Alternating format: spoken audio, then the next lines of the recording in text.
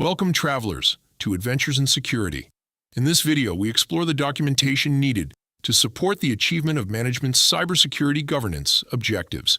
You can download the video script, including the bibliography, from the link in the description.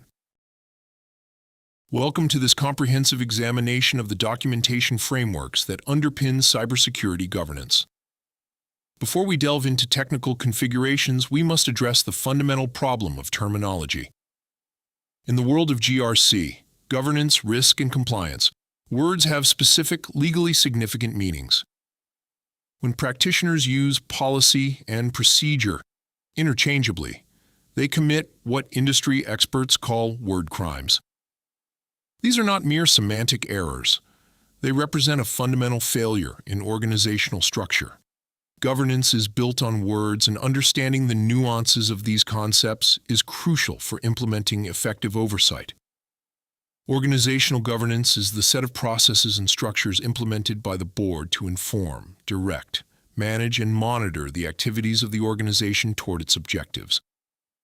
IT governance is a subset of this, ensuring that technology investments support business goals while mitigating risk. To bridge the gap between a board's high-level strategy and a system administrator's daily tasks, we utilize a hierarchical model of documentation. This model includes 5 distinct tiers: policies, standards, guidelines, baselines, and procedures. By the end of this lecture, the distinction between these tiers will be clear, and the causal relationship between a board-level decision and a technical configuration will be evident. If this documentation is drafted properly, security is viewed as an enabler of the business. If it is poorly drafted, it becomes a bureaucratic obstacle that leads to confusion and inefficiency. We begin at the apex of the hierarchy with policies.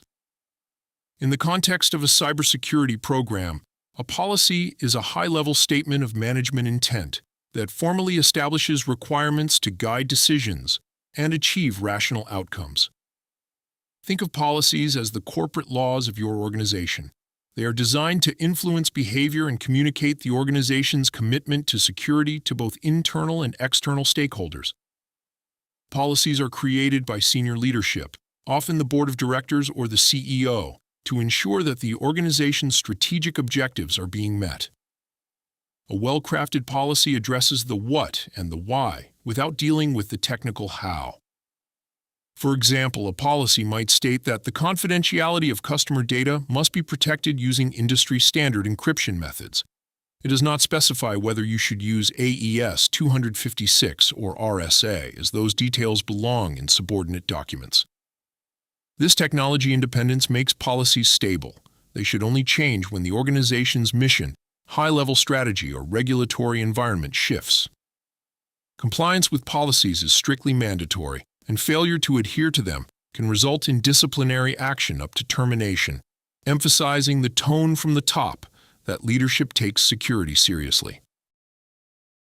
While not always listed as a standalone document type for general users, control objectives are the invisible connective tissue that links policies to more technical requirements. A control objective is a target or desired condition to be met, designed to ensure that the policy's intent is actually achieved. If a policy mandates effective access control, the control objective identifies the specific areas that must be addressed, such as user identification, authentication mechanisms, and privilege management. In a well-governed organization, control objectives are directly linked to industry-recognized practices and regulatory requirements, such as those found in NIST 853 or ISO 27001. This mapping allows an organization to demonstrate that its internal rules are aligned with global standards. For every high-level policy statement, there should be one or more corresponding control objectives that translate that strategic goal into a measurable scope. This ensures that the security program is not just good enough, but is specifically designed to meet the organization's legal and contractual obligations. By establishing these objectives, the organization creates a roadmap for the development of standards and procedures, ensuring that no requirement is overlooked and that resources are focused on the most critical risks. Moving down the hierarchy, we arrive at standards. While policies provide the strategy, standards provide the tactical requirements necessary to enforce those policies. Standards are mandatory, finite, and quantifiable. They are the rules that dictate exactly what technologies or configurations must be used to meet the organization's goals. For example, if a policy requires strong passwords, the standard is where you define that a password must be at least 14 characters long, include a mix of character types, and be changed every 90 days. Standards are vital because they ensure uniformity across the entire enterprise. Without standards, different departments might choose different antivirus software or firewall configurations, leading to security sprawl that is difficult and expensive to manage. Standards are often standalone documents referenced within a policy. For example, a general acceptable use policy might reference a separate password standard or email security standard. This separation allows the organization to update technical requirements, such as moving from one version of an operating system to another, without needing to rewrite the overarching policy. In the CISSP body of knowledge, standards are often viewed as the what is required tier, sitting directly beneath the what and why of policy. Guidelines represent the flexible advisory layer of the governance documentation hierarchy. Unlike policies, standards, and baselines, guidelines are not mandatory. They provide general guidance, additional advice, and support for the implementation of policies and procedures. Guidelines are particularly useful in scenarios where strict adherence to a standard is not always achievable, appropriate, or cost-effective. They allow individuals and teams to apply discretion or leeway in how they interpret or use a security measure. A typical guideline might offer best practices for secure remote work, such as suggesting that employees use a specific brand of privacy screen when working in public spaces, or recommending that users avoid using public Wi-Fi for sensitive transactions. Because they are voluntary, guidelines are often written in simpler, more advisory language, using should instead of the mandatory must. While an auditor will look for evidence of adherence to standards, they typically treat guidelines as optional, but highly recommended evidence of a mature security culture. Guidelines help to humanize the security program, providing employees with the why and the how-to tip that makes security feel like a collaborative effort rather than a set of rigid rules. Baselines are a specialized subset of standards that establish the minimum security floor for a specific system or process. They serve as a benchmark against which we measure compliance and consistency across the organization. Think of a baseline as the gold image or the starting point for a system configuration. For instance, an organization might have a Windows Server baseline that includes specific registry settings, disabled services, and auditing configurations that must be present on every Windows server before it is deployed into production.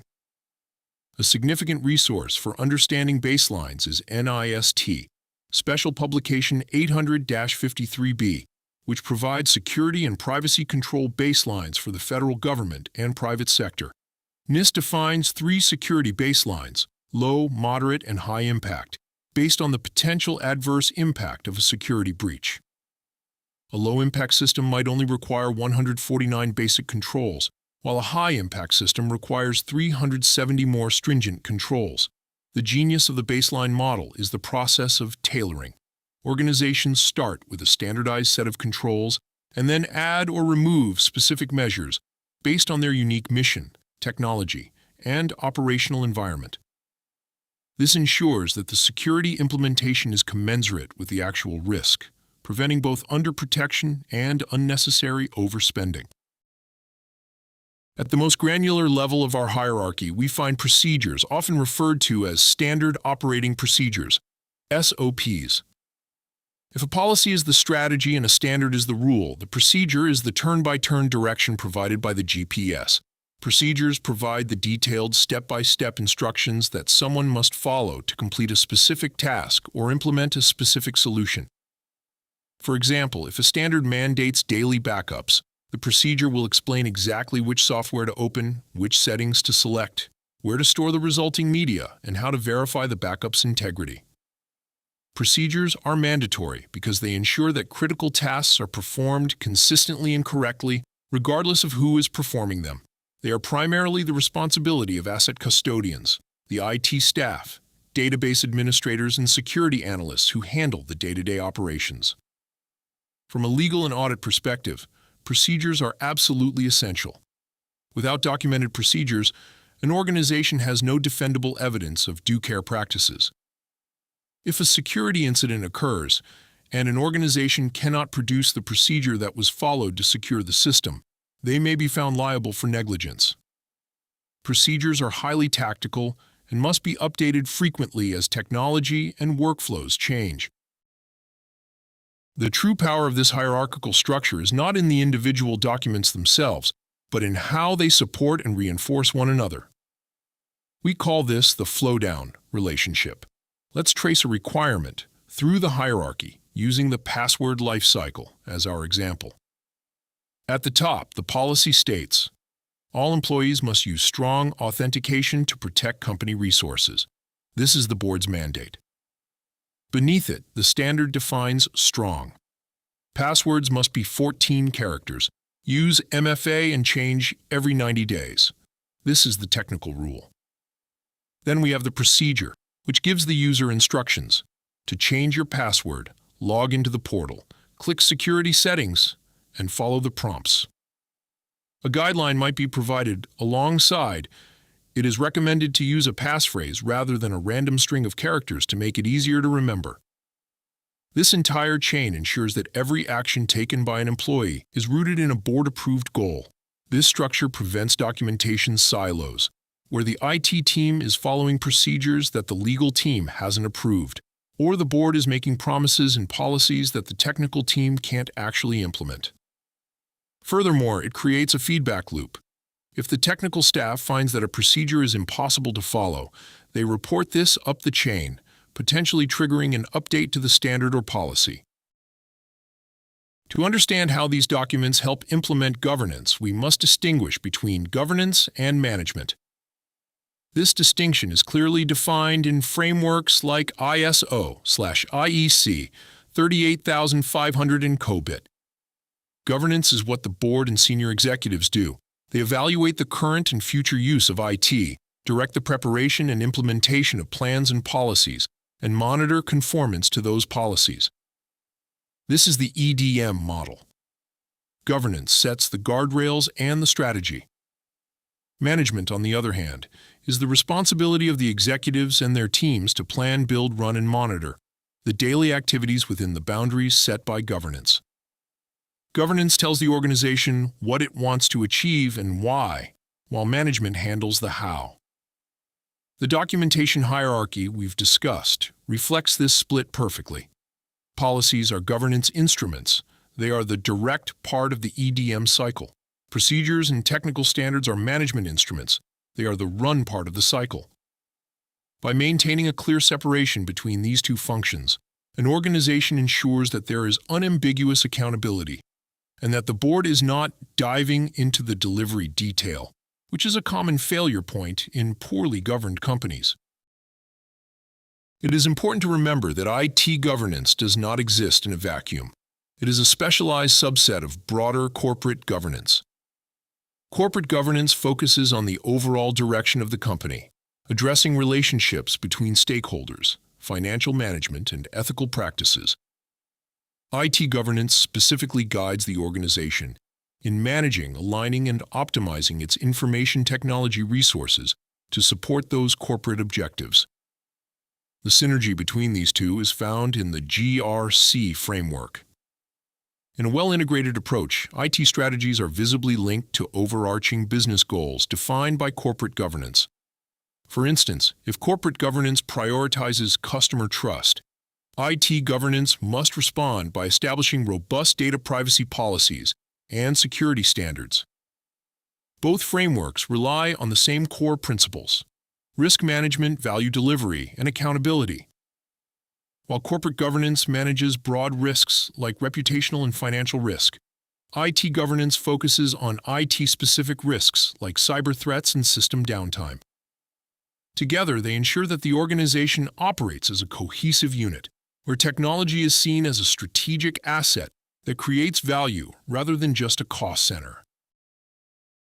Organizations do not have to reinvent the wheel when building their governance documentation.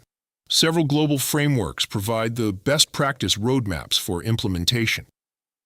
COBIT, Control Objectives for Information and Related Technologies, is an ISO framework that is particularly powerful for large organizations that need a consistent model across multiple risk domains and regulatory boundaries. COBIT excels at distinguishing between governance and management and provides detailed objectives for aligning IT with business goals. In contrast, ISO/IEC 38500 is a principle-based model specifically designed for boards and senior executives. It avoids operational details in favor of 6 guiding principles: responsibility, strategy, acquisition, performance, conformance, and human behavior. While COBIT is prescriptive and offers detailed how-to guidance, ISO 38500 is non-prescriptive, allowing the board to oversee technology with the same rigor they apply to finance or strategy. Finally, ITIL, Information Technology Infrastructure Library, operates on the ground, focusing on service delivery and incident management. Most successful organizations use a layered approach, ISO 38500 to engage the board, COBIT to structure the management objectives, and ITIL or NIST to handle the operational execution. A critical function of governance is the management of risk, and our documentation hierarchy is the primary tool for this task. Risk can never be entirely eliminated. It can only be managed to a level acceptable to the board. This is the organization's risk appetite. Standards and baselines are the mechanisms we use to mitigate risk to that acceptable level. However, in the real world, there are times when a system cannot meet a mandatory standard.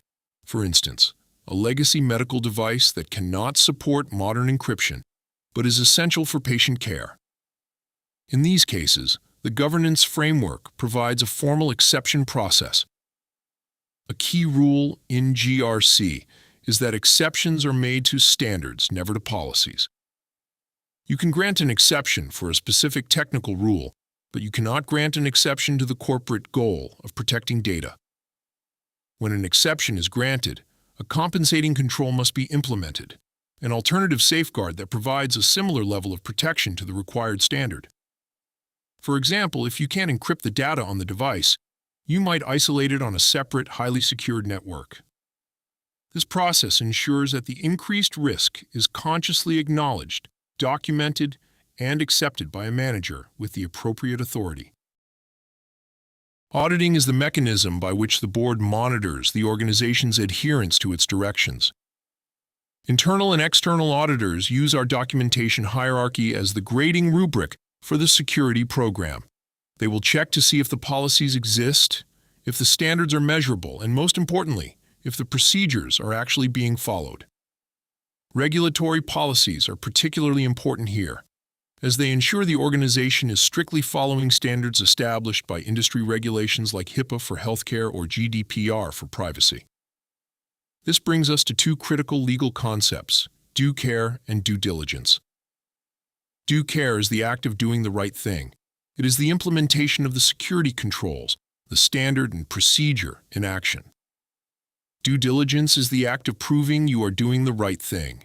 It is the research, the auditing, and the formal documentation, the policy, and the audit report. Without a documented procedure, there is no defendable evidence of due care. If an organization is sued following a data breach, the court will look for these documents to determine if the organization acted responsibly. If you have a policy saying you protect data but no procedure showing how you actually did it, you may be found legally negligent. Documentation is not a set-it-and-forget-it activity. It has a life cycle. It begins with stakeholder interviews, consulting with legal, HR, IT, and business leaders to ensure the requirements are realistic and enforceable. Once a document is approved, it must be communicated to the employees through security awareness training and made easily accessible on an intranet or portal.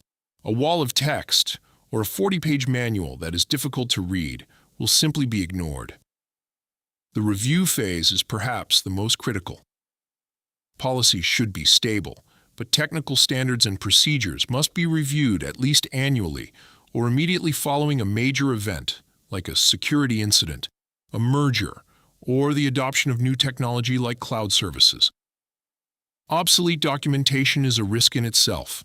If an old procedure is still on the books but no longer followed, it creates an audit deficiency. Effective version control ensures that everyone is using the latest approved instructions. By maintaining this life cycle, you ensure that your governance framework remains a living part of the organization that adapts to new threats and business needs. That's it for this video. If you learned anything, please remember to give us a thumbs up and subscribe. And until next time, be careful what you click.